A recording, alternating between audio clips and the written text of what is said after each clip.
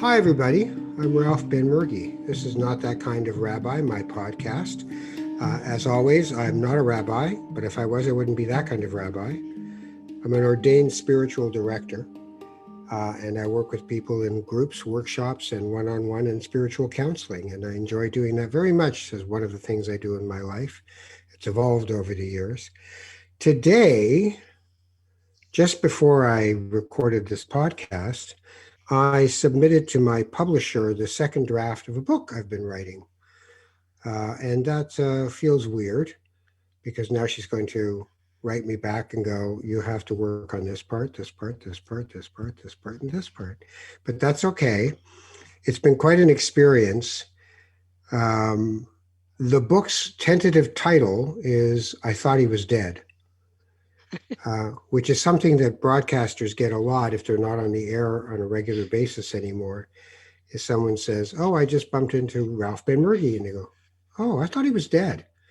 And you can actually see that look cross people's faces as you're speaking to them, and they only knew you from the radio or television, and they just kind of are looking at you, and you're thinking, I know what you're thinking, which is a feeling that you get when you watch the Academy Awards, which I haven't for years now.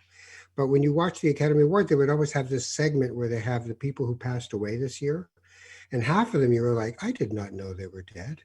And the other half, you're like, I thought that guy was dead like 4 years ago. So I'm now in that category of age and inactivity on the air, as it were, compared to my old life where I was doing daily shows. I realized while I was writing the book that I'd done daily shows for years on end. Which is a whole thing to do one every day, Monday through Friday, I must say. But the book is a journey into elderhood. It's about getting older. It's about the autumn of life. It's about how I realized that I, like so many other people, I was backing into my elderhood, that I wasn't walking into it with a full heart. And I certainly didn't have a spiritual game plan for it. So I really had to do some work. As I was giving workshops, I was realizing that I can benefit from these things. One of the things about being in a position of a teacher, of a rabbi, or whatever, is that it's often easier to counsel than to practice. You know, if you could meditate more, that would be great, he says, and then goes home and doesn't meditate. So it was a humbling experience, but I also drew on a lot of different people and influences over the years that have really affected me.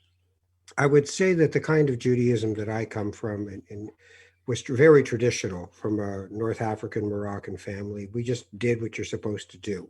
We weren't Orthodox, but when we came to Canada, we were shocked that Jewish people from Eastern Europe, which is almost everybody in North America who's Jewish, Ashkenazi Jews, we were Sephardic Jews, people, Spanish speakers, literally is what it means. They had this whole thing of you could choose what kind of Jew you could be. A Reform Jew, a Reconstructionist Jew, a conservative Jew, an Orthodox Jew, an ultra-Orthodox Jew. I remember saying to my mom, wow, these people, I can't believe it, they get to choose. This is fantastic. So you'd go into a Reform home and, be standing there while they opened the fridge, and you'd see a slab of bacon in the fridge. And I'd think, wow, that's so not what we do. But then they'd say, well, in our shul, that you can, the rules, the laws, the halakhic laws, as they're called, were subject to interpretation and optional. And yet in an ultra-Orthodox home, there was absolutely nothing optional, absolutely nothing. And coming from that, I was having to go to Hebrew school with kids who were not Sephardic like me, because we didn't have a Hebrew school yet. There weren't enough of us. So I grew up with these Ashkenazi people and really adopted their way of doing Judaism in many ways. What it's evolved into is what's called Jewish renewal. And that is a whole beautiful piece where East kind of meets West. And I don't mean Eastern European.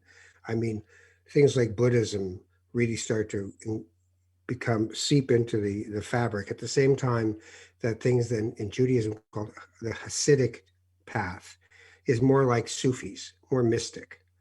And my Judaism is much more a pantheistic kind of Judaism, a mystical kind.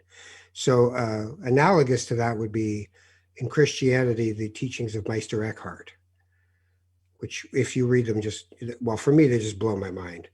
There's a beautiful book I'm just reading right now that is on the teachings of Eckhart, of Meister Eckhart, through the eyes of a man named Matthew Fox, who I've spoken about on this program before. And what Fox has done, he's brilliant, but what he's done is he's matched up Eckhart with great theological thinkers of different times and eras. So, for instance, the Jewish person he matches him with is Abraham Joshua Heschel.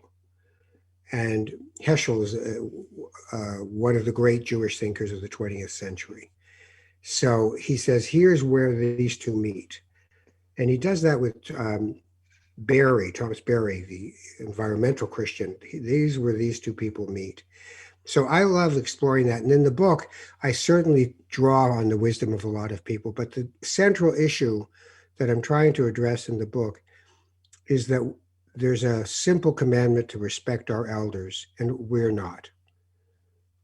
Frankly, we're just not respecting our elders. That I speak about the idea of the pizza party for the retirement, where at 2:00, say goodbye to Jim at 2:00 after years of service. And you go because you're kind of hungry at 2:00. A slice of pizza wouldn't hurt. And you pat him on the back, well-meaning, pat him on the back and say, hey, you keep in touch. And you never see Jim again. And his wisdom leaves with that cardboard box of things. And his experience leaves with that cardboard box of things. We have no wisdom councils. I serve on a wisdom council for a Jewish organization of men called Menschwerk. And I just thought, what a brilliant thing, a wisdom council. Collect the experience and the wisdom of people and do something with it. So I'm very excited that I finished this draft of the book. My publisher will torture me, and hopefully will, in the new year, be able to put the book out. If you have a thought on that title, give it to me, because some people love it and other people are like, ooh, that's weird. So do what you will with it. So that's that, my friends. I wanted to talk to this person when I first started this podcast and said, yeah, okay, well, we'll get it together. And then everything else hit and it became 2020 and crazy world ensued. But now I finally get to do it because for me, she's one of my teachers and I enjoy speaking with her. And she is someone who I can engage in a deep ecumenism with. That she has a tradition she comes from, I have one I come from, but we can help each other to cross those unnecessary bridges to each other. Her name is Mardi Tindal, and I think I first heard of Mardi when she was the moderator of the United Church of Canada, and I knew her son through environmental causes and politics. Wonderful guy. And I knew her husband through politics as well. But Mardi and I have had some nice conversations, and I thought it was time that we convened on Not That Kind of Rabbi. Mardi Tindal, hi, how are you? Hi, Ralph. I want to say for the record, I knew you weren't dead. You are one of the most alive spirits who I know. That's very kind of you. I love the title of the book, and it's just such a pleasure to be able to talk to you today. Excellent. One of the things I want to talk about kind of a spiritual biography, but with you in terms of your journey. But one of the things that I talk to people a lot about was you helped me to understand Jesus Christ.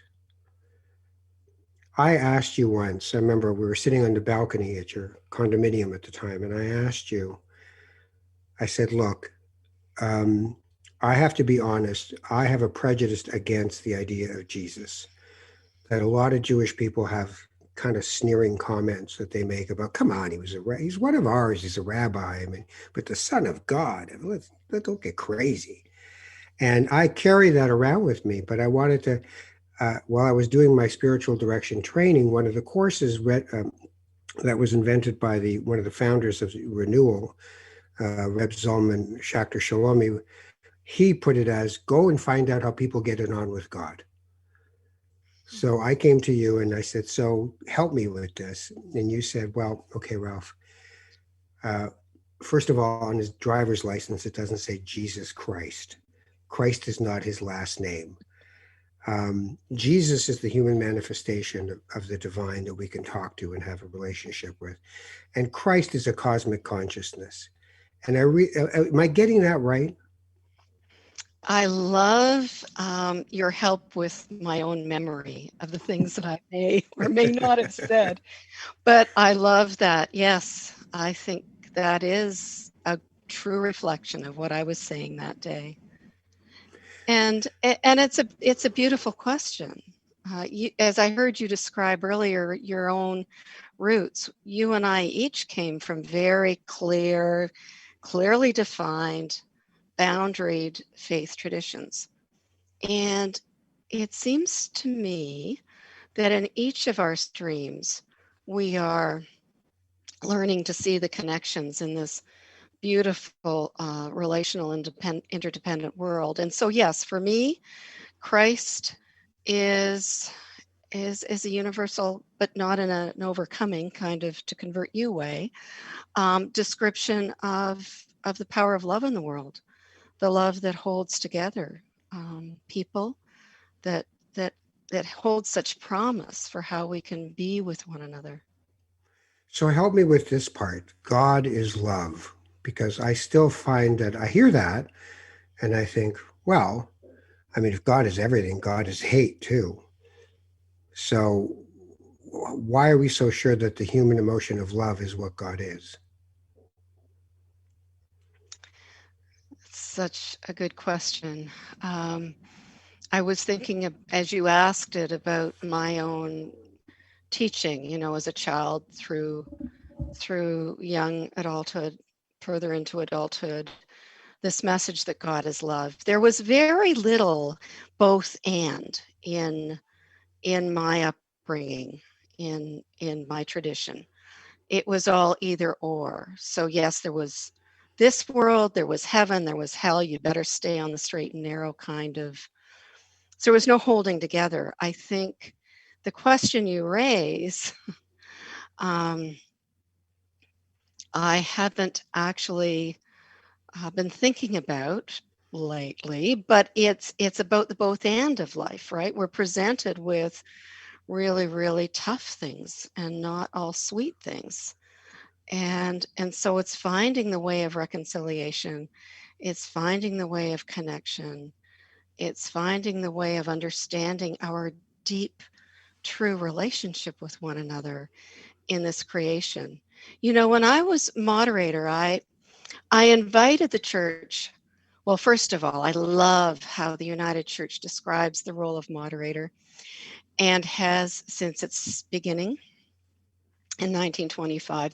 The job of the moderator is to stir in the hearts of the people a sense of God as revealed in Christ, heartening and strengthening the church.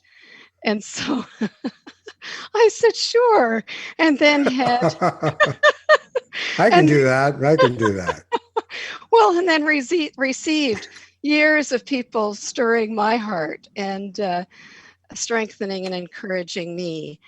And so in those years, I was inviting the church into participating in God's healing of soul, community, and creation. So to go back to your question, that sense of wholeness and healing wouldn't make sense if we weren't so divided within ourselves and between one another, right? So there is that reality in the world that So calls for. love is a healing force. I believe it is. It's an energetic, intentional healing force. When pray, I pray for the well-being of other beings, and I believe that makes a difference in addition You, to what I do.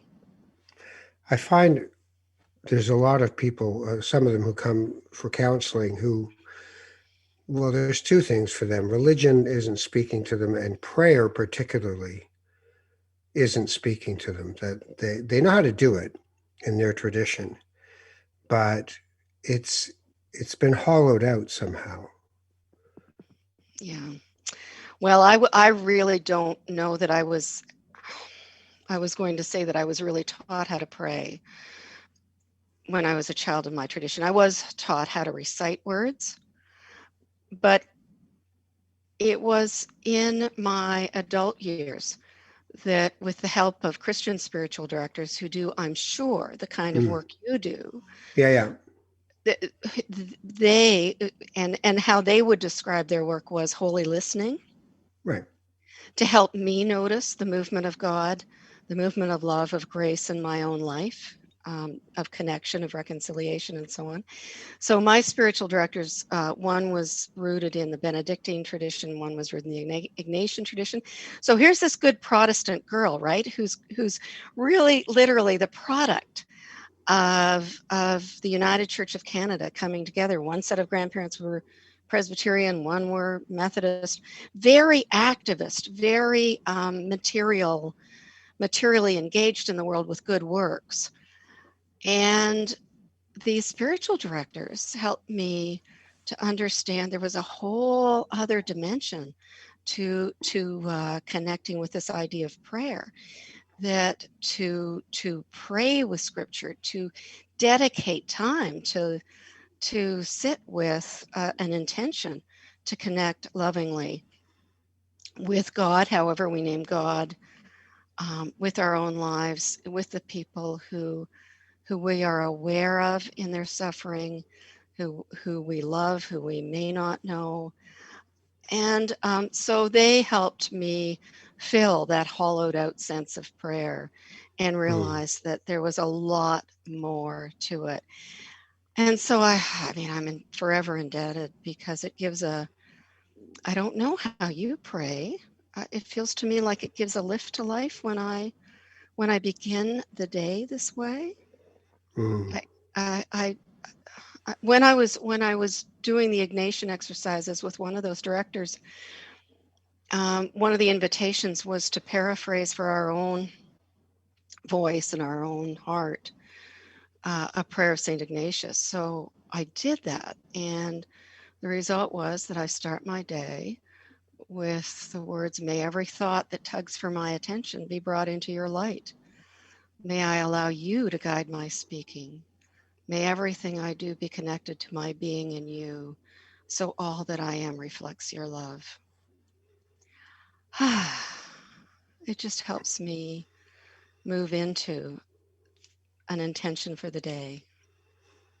Yeah. Beautiful. You know, when you ask how I pray, um, what I learned to do over my years now is, and it's the same with meditation, is I take those ideas and I move them out of what you would generally expect to be the way you do it. So for prayer, first of all, I think life is a prayer. Life is your prayer. So the living of your life is your prayer. You can see it as your song, if you'd like. But for me, praying can be non-rational. I can drum, and by doing the drumming, I have hand drums and all around me in here.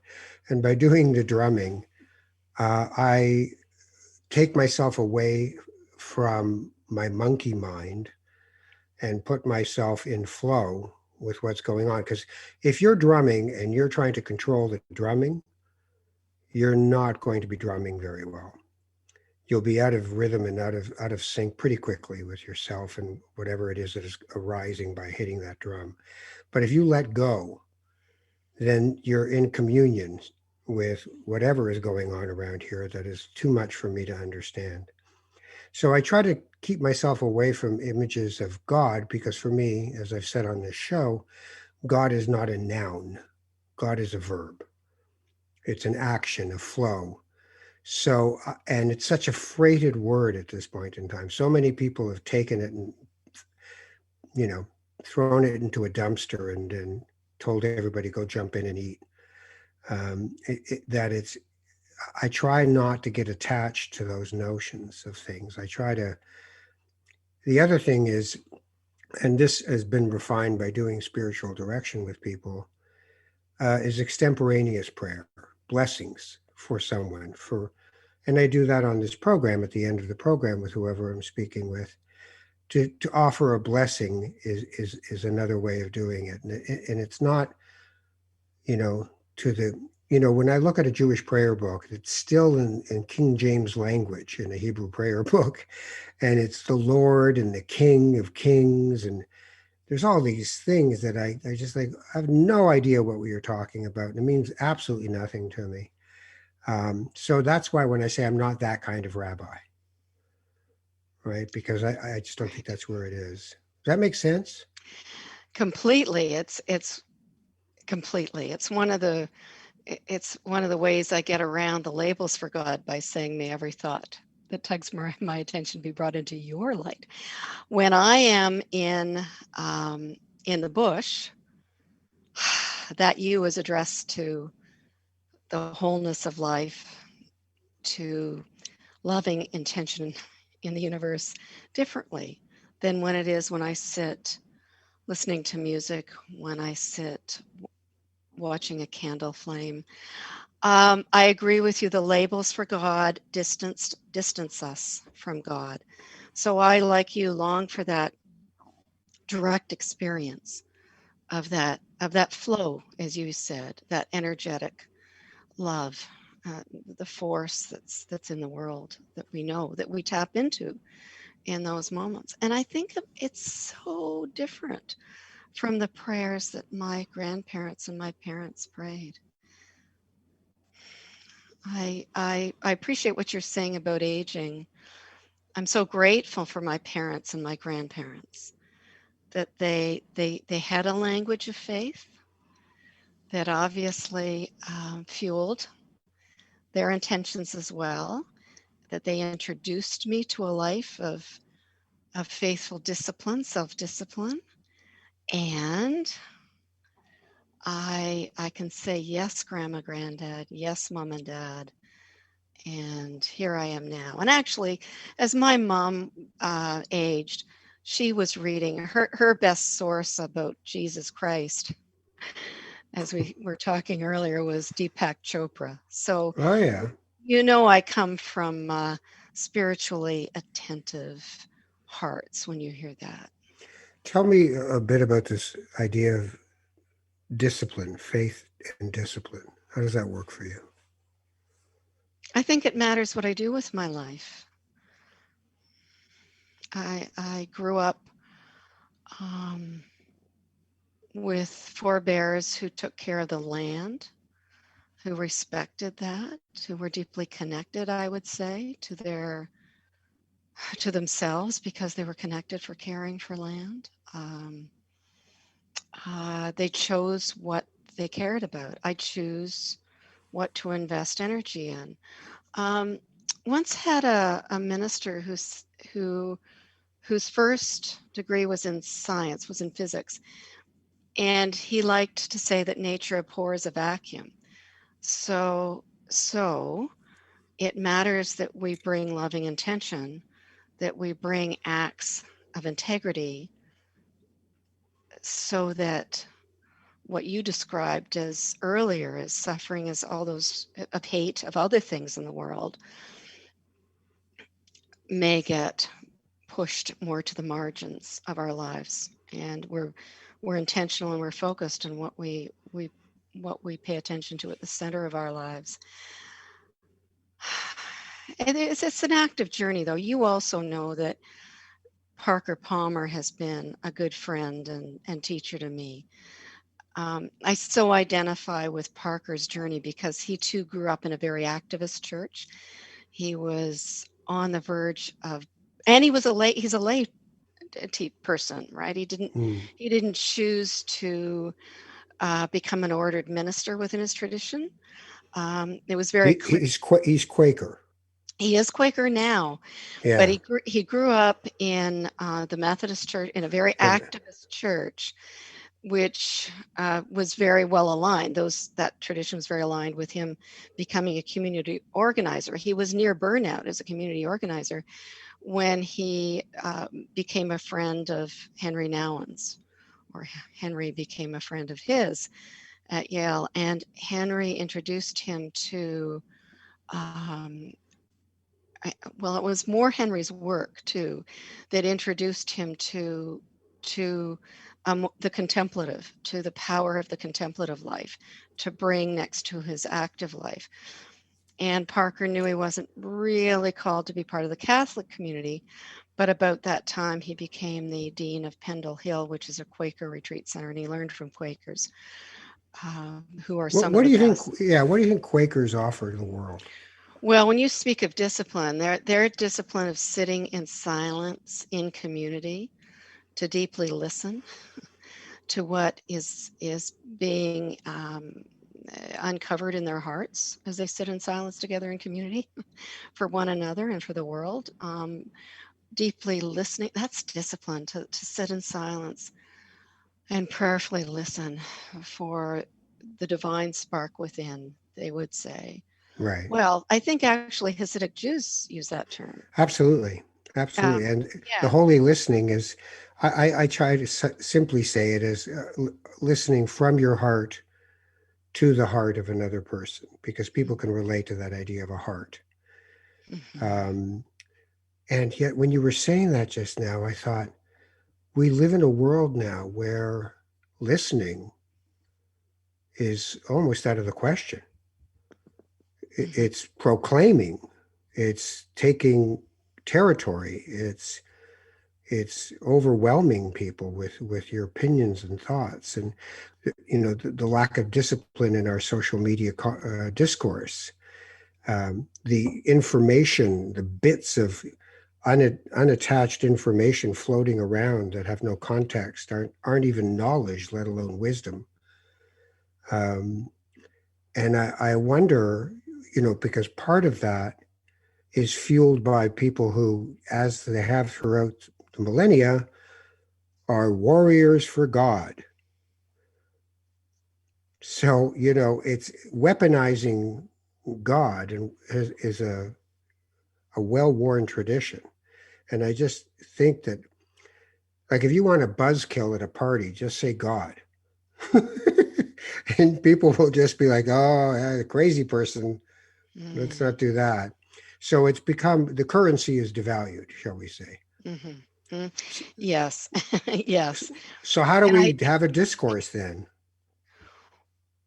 well, I think that we deeply listen to one another, for starters, as you just said, that we develop a capacity for silence and for consideration and for reflection.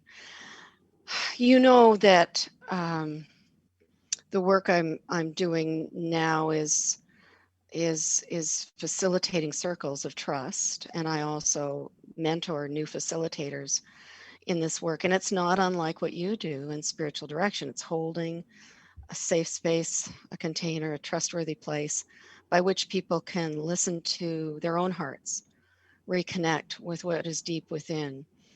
I mean, riffing on Thomas Merton, there is a hidden wholeness there.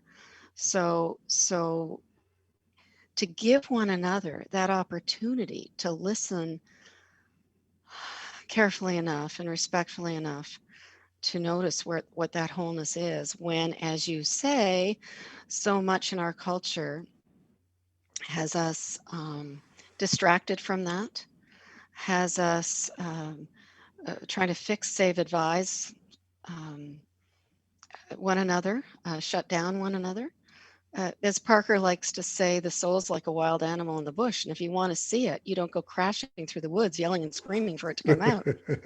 You know, you sit on the edge and you create the conditions that may be trustworthy and conducive enough for that soul to risk making an appearance, that animal to risk making an appearance. And when you see that, you go, oh, there is nothing more beautiful. So yes, I wouldn't begin and end talking about God Yeah, because it without shuts us down. It shuts us down. it chases our souls into the woods. Yeah, When someone is trying to fix me, save me, right. which Christians have been known for, um, correct, set me straight somehow. Yeah. I may look like I'm still there in the conversation, but my soul is far away, and so I think we begin with that deep respect for each soul, for each person, and the divinity within. Yeah. I find that when I speak to people, I talk about spirituality as a relationship driven idea to yourself, to others, and to the unknown. But that religions are attempts at fitness programs, right? That, for instance, the best part of the Jewish fitness program for me is the Sabbath. If there's just one thing to take from the religion by other people, if we all actually did a Sabbath, 25 hours where we were just being and not doing around the globe, the reduction in greenhouse gas emissions alone over the period of a year, a 7% reduction per year would be astronomically impactful. Mhm. So that there are these wisdoms in every tradition, right? In the Hindu philosophy of Vedanta, the consciousness, the presence, so that you come from a place where you are actually here and present. Like you were just saying, you can't listen actively and beautifully and in a holy way if you're not present. If you're just waiting for the other person to finish so you can convince them that maybe they should be seeing it your way. And religion is as guilty of this as anything else. Absolutely. I love that image of the fitness program because the fruit is a greater sense of health and wholeness, right? It's Mm. and I do see it as a force field of love. Like the Sabbath is such a beautiful example of caring for ourselves enough and for respecting, well, first of all, respecting that tradition, scripture, to honor that Sabbath day, and to give one day a week to that which is more important than my livelihood, that is important for community and is important for creation. And my conviction is that whenever we have the discipline to pay attention to one of those three, soul, community, creation, it affects the other two. There's a health benefit for the rest. And so even in my own upbringing in the community I was a part of, when my forebears were so engaged in active mission work, and I inherited that kind of, it's all about good works without really much attention to my own inner wellness. That was an entry point. That was an entry point into something that is about inner health, wellness, and is about the health of the community and the planet. Yeah, I think we're coming to understand the both and of this more. Everything was so either or in those days, and Well, there's still so much polarization. My God, it's. yes. I mean, it makes me wonder though when you speak about an activist faith. By taking positions, we sometimes end up, even if we're convinced that we're on the side of the angels in the conversation, we end up with this polarity where people just can't hear each other. You know, I've done a lot of work in the environmental movement with political parties and some environmental groups. And, as a communications person, you bang your head against the wall saying, exactly how do I need to say this for you to understand that we are raping Mother Earth? Like, exactly what do I need to say here? And yet it doesn't punch through because it doesn't affect the reptilian brain. But then No. I don't want to find myself on Twitter, pointing out to people that they're misguided, they're wrong, they're not doing the best thing. Because once you take an activist position, you have people in polarity. So all these beautiful things we've just been talking about can end up not being used. It depends on how, right? It always depends on how. If I'm on a mission to enlighten you, that will not work. Um, and so I think people found it helpful when I was moderator You'll recall I was at the Copenhagen talks, I was at the Durban talks, I was at the Paris talks. In the first two, as the active moderator, at the Paris talks, at leading by then the United Church delegation that was now broader, included young and Indigenous voices, as a former moderator, and I was leading that presence, prayerful and spiritual, alongside other spiritual leaders in the world.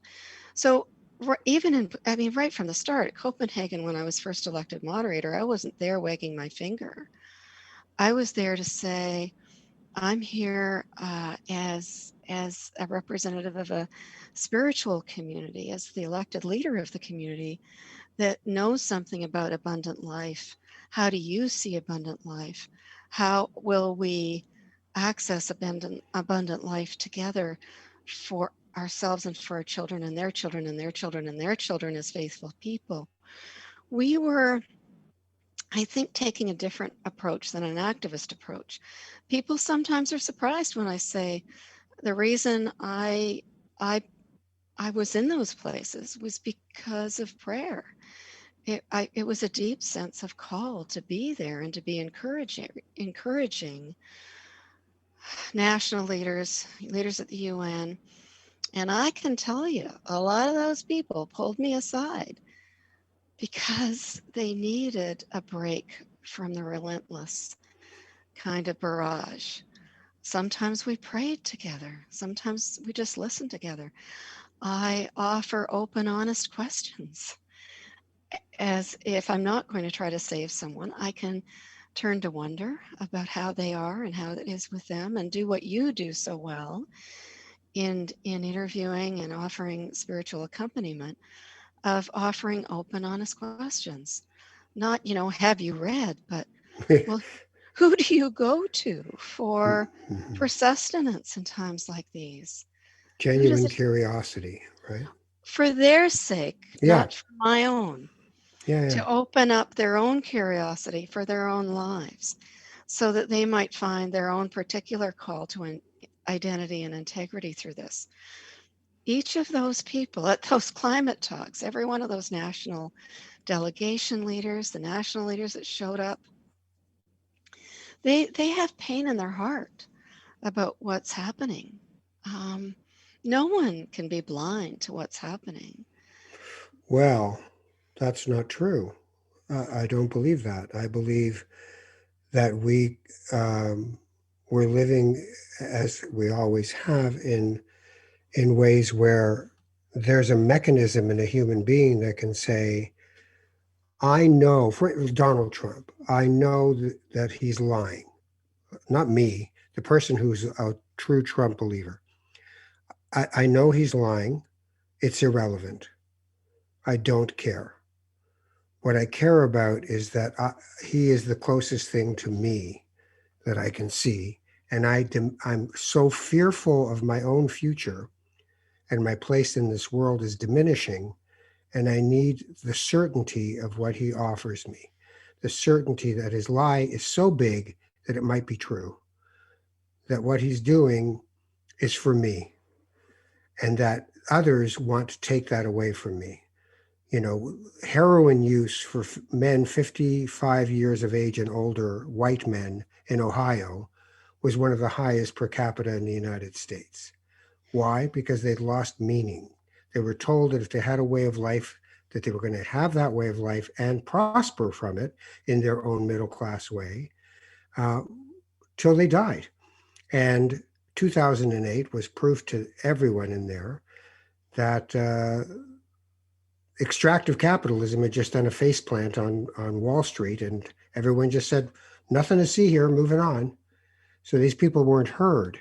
So they don't care that he lies. They care that he's going to magically bring back their life. And that's what dictatorship runs on, right? Fair enough. Fair enough. They weren't heard. They need to be heard. Heroin use because of broken hearts. Yeah. So I I do think, and I have seen evidence that when people are given an opportunity to name how a changing climate has destroyed their crops, how consumerism run rampant has destroyed their own jobs, and so on and so forth.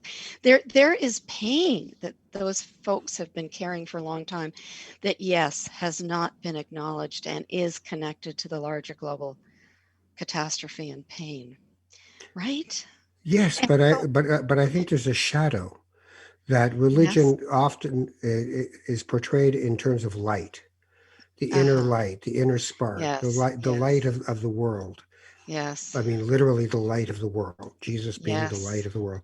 And yeah, yet, the unrealized shadow allows for these dark feelings and dark intentions to fester and in pus-like wounds that end up with, Germany in 1935, where every sign said we are on the road to hell, and they've joyfully, gladly embraced it, and millions of people became subhuman and were murdered. Rwanda, Cambodia, that we have a shadow, and that religion sometimes doesn't really allow us to find the beauty in the shadow. It just tells us to vanquish the shadow and we will yes, find enlightenment. I mean, listen to the words we use. yes. And I appreciate what you're saying because the shadow is in each of us, right? So we have to pay attention to the interplay of shadow and light in each of us, lest we cast more shadow than light. I think And that's the challenge. uh, the unrealized shadow can become monstrous in a person's life, not just in society as a whole, because the struggle becomes that. I wanted to I want to switch gears for a second. I'm talking to Marty Tindal, friend of mine, a former moderator of the United Church, and a spiritual leader in still in the life that she leads. But there was something you and your husband tried a little while ago, where you really, and I was fascinated by the experiment, and I was really hopeful for it, and I want to just discover why you did it and how it turned out. And it was this idea of co-housing with other people as you get older. That one of you had turned to the other, and you'd always said to people, and I'd visited you in your condo, great neighborhood, really nice place, and you said, "Well, they're going to take us out of here feet first." And then you realized, looked at each other, and went, "You know what? They'll probably take one of us out of here feet first, and then the other one will be left alone." So you wanted to do a co-housing piece with people. Can you tell me a bit about what happened and how it turned out and what you've learned from it? Another example of what a great listener you are. Um, I think you were one of our inspirations with your Sabbath project for bringing people together around a table weekly. Everybody brings something, share a meal. That is what it's all about, right? Um, so yes, we were yes. So out of love for one another, we said, well, one of us is going to be carried out, and also out of our observation of what happened to our parents, who lived very full lives for the most part until I'll just say my aunt and my mother were the last two that we lost of that generation, and they were vibrant in every way, mentally as capable as one can be at 84 and 90 to the end, but mentally capable, spiritually generous, but they needed physically some more support. They needed to be in a community of support. And so they each really saw no other option than to enter a retirement community. And they lived well to the end, but it was the saddest thing that they had to try then to start to make friends. Then, at the time when they were in some ways their most diminished in terms of getting to know people. So, at any rate, we thought it would be a fine idea to create a co housing community to age in place together. Um, and so with our friends Ted and Hillary, so my spouse Doug and I and our friends Ted and Hillary, kept talking about this over the years. We said, oh, well, we could buy that house and live together and help one another. We could do this and do that. And then we one day said, are we serious about this? Let's go away for a weekend and really talk about it. And we did. And we came out of it and said, yes, we're serious about this. And we became very passionate about what was possible. And we created Wine on the Porch, Inc. So this was our co-op. And then we had these sold out crowds at all of our information sessions. Everybody thought this was a grand idea. And we was fabulous. So we had all these conversations.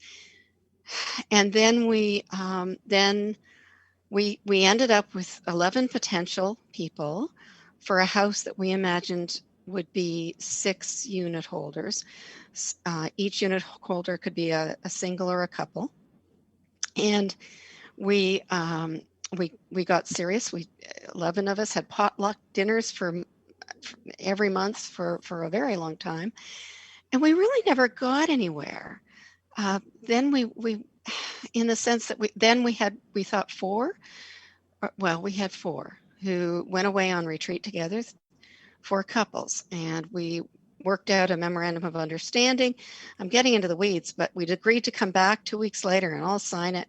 And we figured if we were in, we'd find 2 others, either singles or couples who would really take the plunge with us, buy a property, renovate, whatever, create a home together. And we, the other 2, found reasons not to sign. So at the end of the day, there we were, the 4 of us again. Then we bought a property. We thought, this is a fine place. We can renovate this. We have beautiful architectural drawings.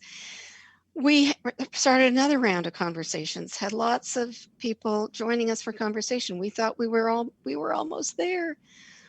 At the end of the day, Ralph, those who really wanted to do it couldn't quite afford it, and those who could afford it didn't want to do it. And I think it's a parable for our times. The biggest stumbling block was a shared kitchen and dining area. Those who could continue to afford to have their own condos or whatever felt that they wanted to maintain their independence as long as they could. We saw interdependence as a way to remain, in a sense, able and healthy and living life more fully. They saw it as a sacrifice. And I think it is a symbol of our time. And it was a heartbreak to finally get to the point of saying, we don't have anyone who's going to join us in this.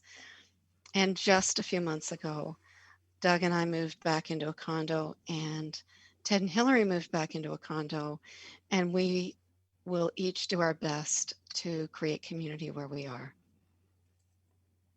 That's sad. Well, I can't leave you there. So then we started reading about others who are trying. And there was an article in the Star about an architect and a designer here in Toronto who were planning a co-living project, and they had a property in West Toronto, which is where we were. And we reached out to them and said, oh my goodness, we're interested in what you're doing. Here's who we are. And they said, oh, well, you were our inspiration. We came to an event at the Center for Social Innovation that you were speaking to, and you gave us the ideas. It seems to us, to Doug and I, that they are going to pull it off because they can proceed without needing the funds of partners.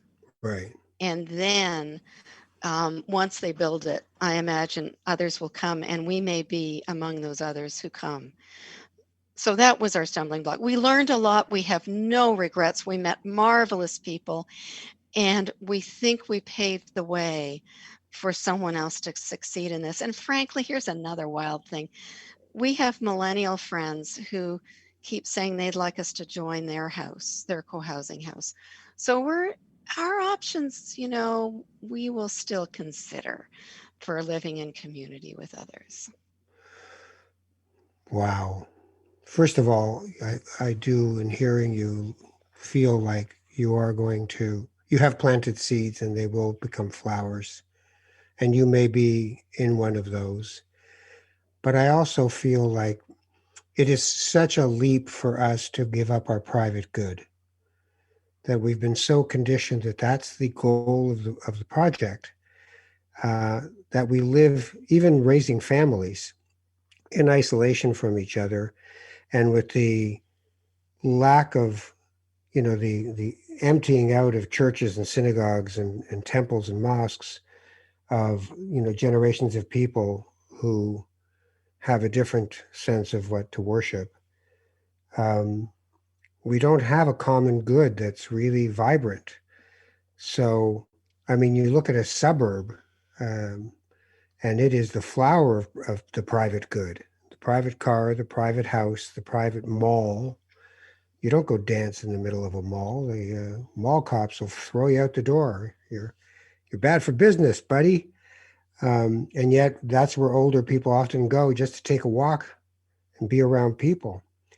And the loneliness, there are co-housing units in Denmark, and they work. One of the reasons they work, as you know, is they're all women. Their husbands are all gone, and so their vulnerability drives them to cooperate. Couples would be harder because it's just like, well, why would my husband and I need to come down to a kitchen when you're there? And what if you take the coleslaw and we didn't ask you to take the coleslaw, and I don't want to eat when you eat, because we have our ways. But that's what's missing for so many people. They're starving for community, but in the present situation, it's every person or every couple or every family for themselves, I guess. You said it, Ralph. Single women are pulling this off. Here in Canada too, right? Louise Yeah. Bardswich and her housemates in Port Perry, single women do appear able to pull it off. But I still think couples can do this. I still have hope for the movement.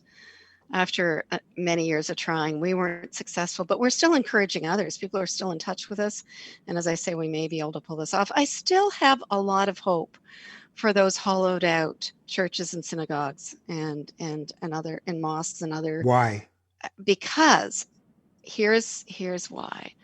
This is a shameless kind of plug, but I've been asked to be the national mentor for something called Faithful Footprints in the United Church, and it's a program by which the church is trying to meet its commitment to get to at least 80% carbon emission reductions by 2050. And the way to do that is through our buildings. You would know, between 30 and 40% of all of our greenhouse gas emissions in Canada come from leaky buildings. We have our share of them in the United Church, more than our share of them. So this is a program by which the church is helping congregations, faith communities, those who own, the properties of the church, to reduce their emissions by, addressing their buildings and doing other things too, but primarily addressing their buildings. And when we do that in a way that addresses the other needs of the community, we're becoming community hubs. So it's not just about the worshiping community Right. that's meeting there. It's caring enough for the community to reach out to the people who are walking the streets around that building, and in a way that's visibly compassionate toward our children, our grandchildren, those coming behind us around climate. And I'm kind of excited about that. I think our buildings are our most visible expression of love, or not. Yeah, yeah, yeah, right. Depends who's in them. Or I just flashed on one of the high holiday services at a Moroccan synagogue where they had mentioned from the bima, the pulpit, who had donated that year and who hadn't, and it ended up with a fist fight in the lobby. One of the other things I'd love to see, though, is a much deeper ecumenical effort. Mm. That, you know, Yes, I yes. always say I'd walk by a Catholic church and think, oh, I'd love to go in there for their service, but I won't know when to get up and when to sit down, and should I be on my knees? And they're going to go, "You're not from around these parts, are you?" And I'd be like, "Oh, yeah, I'm the Jewish guy. Sorry, I was just visiting." they have a thing here in Hamilton called art crawl and super crawl. And I always thought we should have in different cities spirit crawls where people just go to different faith organizations and institutions and just, spend a little time with each other. Like I said at the beginning, how do you get it on with God? There's an idea for something called a cathedral project in the West that I'm very excited about. And um, so the idea is that the synagogue would put on solar panels or do something to Mm, improve it, and would pay forward their energy savings, their energy costs, to the church down the road, who, with their energy savings in dollars, would pay right. forward to the next faith community, um, that toward their greening, right? So that there would be a kind of a common communal commitment and helping one another along the way. I'm very excited about that, That's and cool. that's kind of a cool idea, isn't it? Yeah, well, this is the thing is if we can stop building our own temples and tents, and share them. I mean, I know of in Boulder, there's a Lutheran church that on Saturdays is a synagogue, and on Friday nights, because Mhm. it's not their service time, Sunday's their service time. So Mhm. they've learned a lot from each other over the years. So I love all that. There's a United Church congregation in the synagogue in Waterloo, Ontario, the Cedars. Oh, It's cool. it's been there for years. Same thing. Yeah, they share a building. It's beautiful. We need to do more of that. We do. My friend, our time is up. It's been great to just spend some time with you. It's been so long, especially with all this um, pandemic craziness. No one sees each other, but I want to bless you. I really do. I want to bless you for all the beautiful things that you've done and are doing. I want to bless you for the open heartedness with which you live your life. And I bless your family, who are all such quality people. And I hope for you nothing but joy and happiness, and that the sorrows are carried not just by you, but in the hearts of those that love you and take care of you as well, so that they're not quite as heavy as they can be. So thank you for doing this with me. I really appreciate it. Oh, if only I could offer you such an eloquent blessing, Ralph. But please know, I too bless you and your family, all those you love and care about, your community, those people who have the great opportunity to receive your spiritual accompaniment. Bless you. Mardi Tindal, thank you so much. Mardi Tindal has been my guest. This program is called Not That Kind of Rabbi. I'm Ralph Benmergui, and we have a Facebook page if you'd like to come by and visit. And we try to put these out once a week, so usually on a Thursday. So there's a whole bunch of them in the bank if you want to take a look at, or take a peek. You take care of each other, and we'll see you again on Not That Kind of Rabbi.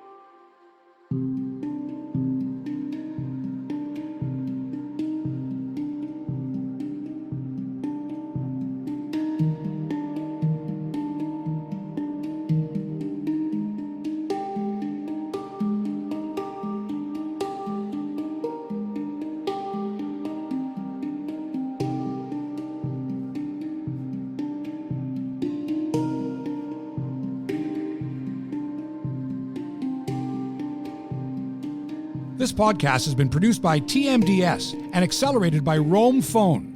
Roam Phone brings you the most reliable virtual phone service to run your business and protect your home number from unwanted calls. Visit roamphone.ca to get started.